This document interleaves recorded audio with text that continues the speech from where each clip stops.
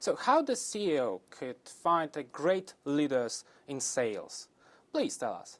Well, first of all, you look for a great person who has a great attitude, who's smart, who's self-starting. They don't necessarily have to have sales skills. I can teach the sales skills, but I can't teach them to be happy. I can't teach them to be smart. That's something that they grew up with. You know, you're a smart person, you speak other languages, and you're editing, and you have responsibilities, business responsibilities, and if you believe in this product, you could go out and sell subscriptions if you had to work your way through college. But the bottom line is that the salesperson has to believe in what they're doing in order for them to be able to convey that message. That's the best salesperson is the one with the deepest belief. In company, there are people who are selling, but in fact, they are not selling efficiently. What's the common mistakes salesperson are making? I don't know that there's one common mistake that every salesperson makes. Certainly, it's their use of time. How are they taking advantage of the time that they have? For example, I recommend that salespeople have 2 meetings a day, breakfast and lunch, because that's the easiest time to get a customer or a client and they're relaxed.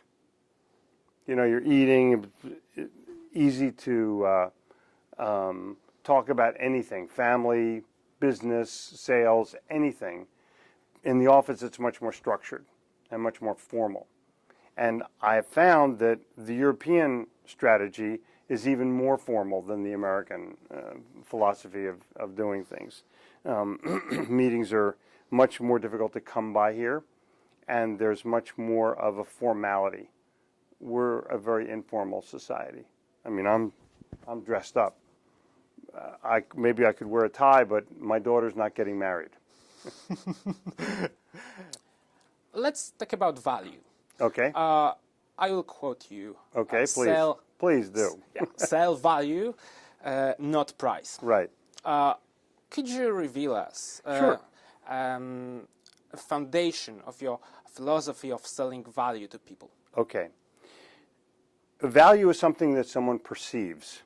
If you tell me that it's value, value, value, but I don't perceive that there's value, I'm not going to buy it based on your words. I have to feel the value myself. And I have to believe that that value is important to me, not to you. What's valuable to you may not be valuable to me, whether it's an automobile or a suit of clothes. Some things sell for much higher prices than others, and there must be something to it. You know that the phone, you know the phone? It's coming out, the new one is coming out in another week, the iPhone. Mm-hmm. It's already sold out. At the highest possible price, there are hundreds of phones cheaper than the iPhone. Why is it sold out? In 4 hours it's sold out. Why is that? It has a great marketing. No, because the customer perceives the value. If the customer perceives that, yeah, it's got great marketing, but a lot of people have great marketing. HP has great marketing. You know, Nokia has great marketing. Samsung has great marketing. But Apple has perceived value. And that's why people buy it. Is it the best phone in the world? I don't know. I don't know. But it works perfect for me. And the company has an ability to convey that message in a sincere way. And people look at it and they go, oh, I'll buy one. 4 hours, they sold millions of phones.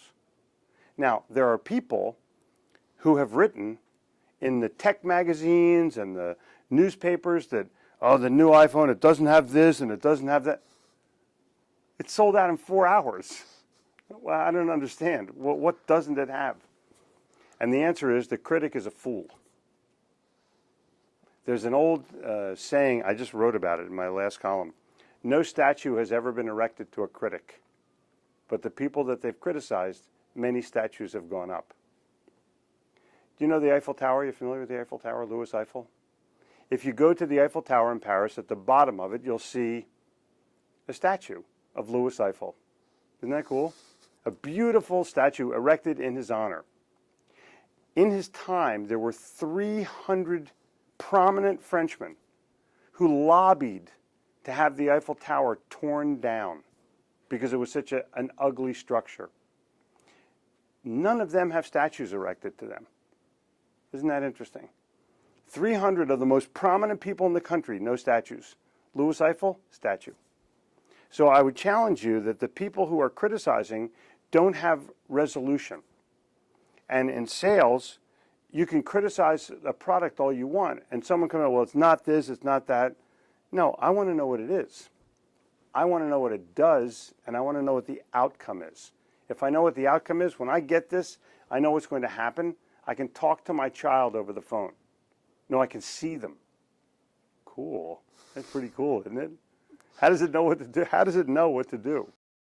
And so that's perceived value to me, because I travel all over the world. I want to say goodnight to our baby and be able to talk to her. Let's scrutinize ordinary salesperson work. Mm-hmm. How this guy or lady could bring value to customers according to your way? Okay.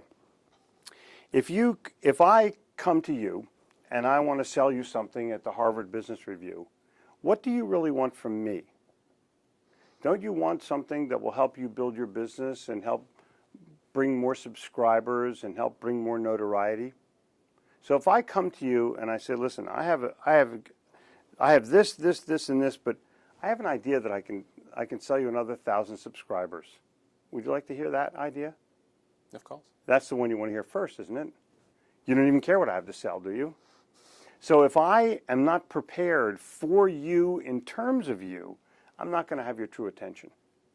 But if I talk to you about an idea that I had about selling subscriptions, you're going to listen to me with both ears and maybe even grab a pen. Wait, I have to take a note.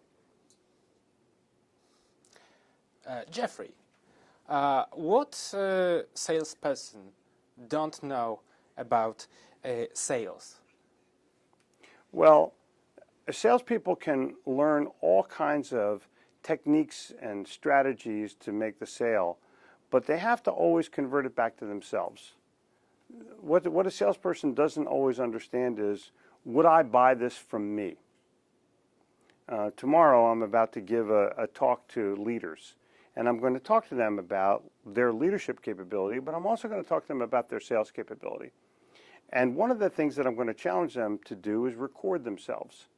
So if you're giving a talk and you want to know how you did, don't ask anybody here. Film it and watch yourself. When you watch yourself, you're going to go, oh my, what was I thinking? What did I do? No one will ever tell you that. But you can tell yourself. So to me, if the salesperson wants to know how good they are or how good they're not, just record what it is that you do every day and listen to that. That's the best lesson you possibly can have. And the reason that the salesperson doesn't get better is that they don't record themselves. Simple reason.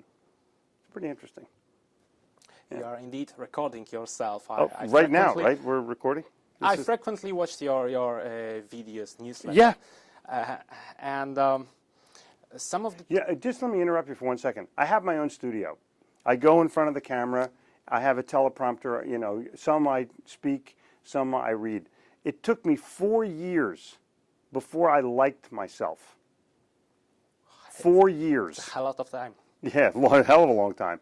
But the reason is that I stayed a student. I kept working at it. I kept trying to get better at it. I kept trying to understand how to read better and how to enunciate better and how to use my gestures better. Now I'm good. And I'll challenge the audience tomorrow about the use of social media and the value of social media, because I've chosen at my age to take advantage of it. You know, I have 50,000 Twitter followers. I have 2.5 million views on my YouTube channel, and there's a value to that. I have a following that looks at what I'm going to say next. They want to know what I'm going to say next, that's great for me. But anybody can do it. Anybody. The playing field is completely level. My blog and the Wall Street Journal are exactly on the same playing field. Exactly. I can have as many visitors as they do. I can have as many views as they do. That's the value of it. And the salesperson sits home and wonders what to do. And the answer is take advantage of it. Because if you don't, you're going to lose to someone who does.